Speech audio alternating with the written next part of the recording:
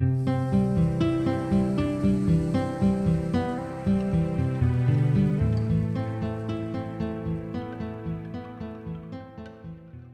could have worked a number of places. Why did you choose this place? I came here because our visions were very similar. I wanted to be able to address the whole child. We want to address the body, mind, and spirit. A lot of facilities that I've been at, whether it be because of ownership, state guidelines, whatever the situation may have been, are only able to address those curriculum type situations. They're not able to go into the Bible verses. They're not able to even go into teaching how to be a good friend, manners, following rules, those kinds of things. And I think when you address the entire child, you get them prepared for what the world is going to be like. What gets you excited about coming here? What gets you excited about working here at Geist Kids Academy? Being able to come up with that curriculum that does address all those areas, because in my experience, those are lacking. They're only able to address academics, or they're only able to address creative arts, but they're not able to address the spirit part of that. And for a lot of children, that's missing. And I think if we can incorporate that, you're going to see a program that far exceeds anything that's out there right now. Talk to us about the curriculum. What is unique about this curriculum, and why are you passionate about that? With our curriculum, we have matched that with Indiana's iStar KR. So we are looking at what the Indiana academic standards are telling us those children need to be ready to go into kindergarten. And that starts as early as 6 weeks, which a lot of people aren't aware. So we start at 6 weeks. We look at building on those very basic skills of gross motor, fine motor development. And what we've done is we've incorporated the body aspect, so they're also getting the park-like setting, they're getting the tennis courts, they're getting the enhancements, and then we also incorporate the spirit aspect. So we're teaching Bible verses, we're teaching the songs, and then we also want our teachers to be able to show them how that's relevant today. It's not just an obscure theory, but it's still very important in how they interact with their peers today. And our curriculum is a little bit different in that we have pulled things from different curriculums that have shown research-wise to work very well, being high scope, being the reading without tears, writing without tears, have been pulled into the curriculum that we're going to use, and we've got great assessment tools to let us know how we're doing along the way, where your child is, what needs to be worked on, and how we can go forward to make it a very beneficial environment for them. So this is far away from being childcare. This is much more than that. How is it different than childcare? Absolutely. We do not view Geist Kids Academy as childcare or a babysitter type atmosphere. This is early education at its finest. And again, we're starting with infants that are 6 weeks old, making sure that they're able to track, making sure that they have the tummy time, the gross motor, the fine motor, and then we go on up. We begin with 1s and 2s, working on the very basic concepts of science, language, all of those areas that need to be addressed in order for them to be able to build on that as they progress through the different age groups. It's so important for moms and dads to find a place that not only meets all of those needs, but is a safe place. You would think as you're driving through this neighborhood, boy, this feels different than a normal school or facility. Can you talk a little bit about the setting that this place is in? Right, it is completely different, and I think sometimes folks might have a bit of a difficult time finding us because we are located in the middle of a neighborhood on 10 acres. So there's so much room for the kids to be able to run, play, explore. There is a playground that is completely fenced. There's a nature trail right on site. We have tennis courts on site, and the kids will have access to all of those facilities, as well as just being able to go out on the grounds and do a picnic lunch or blow bubbles or do sidewalk chalk, and not have to worry about the traffic and those kinds of concerns that come with an area that's located by busy streets and intersections. What can you tell us about the staff that are taking care of my sons and daughters at this facility? I'm really excited about our staff. I have to tell you, we were really scrutinizing when we went through interviews. The staff that I have, the infant teacher has been an infant teacher for 10 plus years. She has a healthcare background as well as an education background. All of our staff either have their CDA, which is a Child Development Associate, or they're working on it, or they actually have their bachelor's degree in early childhood. So these are not just folks who are looking for something to do in the meantime until they find something else. They truly have a passion and a love for early childhood. And getting them prepared for the next level of education is obviously primary in what you're doing. How does this facility get those children ready for the next level? We have the set of objectives that we follow that are in the iStar KR that I mentioned, and each area of that, whether it be infants, ones, twos, threes, come with a very specific set of objectives.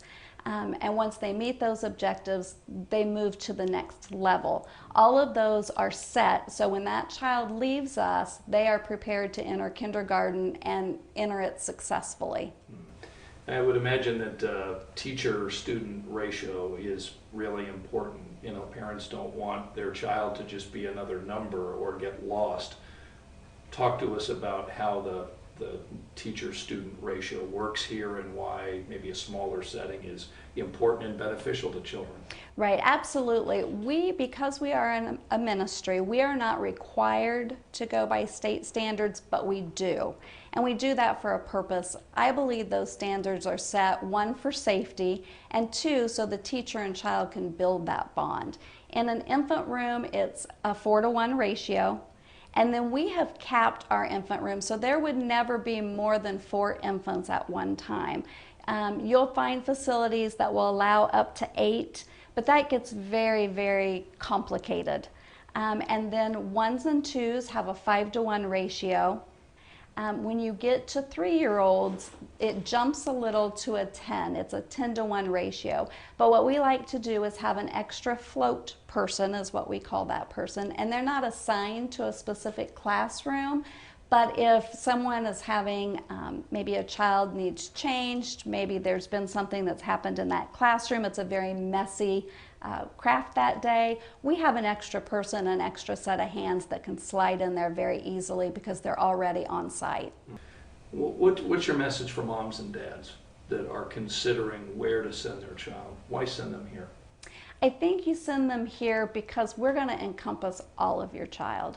Your child is going to learn in a fun, loving environment. They're going to be kindergarten ready when they leave us. And you're going to be able to go to work and feel safe and confident that that child is going to be cared for like you would have wanted to be able to care for them had you been able to stay home. Talk to us about these enhancements. What are they? Our goal is to bring in some vendors from outside our facility. They will basically use our space, but we like to have, it's a karate program for kids. There's also a ballet class for kids. We have a gentleman who will come in and kind of give the kids maybe their first golf lesson, chipping and putting. And again, it lets them build on those gross motor skills, and it's also an excellent opportunity for parents. I was a parent. I totally get it. By the time you pick your child up, you're ready to go home, do dinner, do baths, and be done for the evening. This allows them the opportunity for their child to be involved in soccer or ballet, those kinds of activities, but it's right here on our site. So when you come pick up, you're done for the evening. They've had the chance to benefit from being in an extracurricular or an enhancement, but yet the parent didn't have to make that extra drop off after they've picked up for the evening. You know, obviously nutrition and making sure my child is well fed during the day, that's certainly a concern for parents. So what can you tell us about how that works during the course of the day? We have a cook on site who prepares all of our snacks and meals. They are nutritionally balanced. They are none of what I call the pre-served ready meals that you pull out of the the freezer and pop in the microwave. Everything is homemade. We do go by the state standards on that as well. So much protein is offered, fruits, vegetables, breads, all of those things are covered. And like I said, that's offered here on site, and it is included in your tuition, so you don't have to bring anything.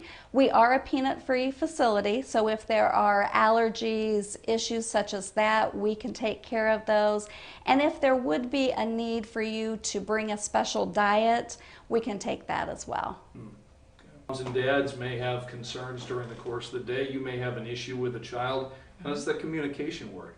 It depends on what type of issue we're discussing. If it is simply how the day went, there are daily sheets that go home every day that pretty much will explain to you what happened. It'll tell you an activity that your child really liked. It'll let you know if maybe there was something they didn't particularly care for.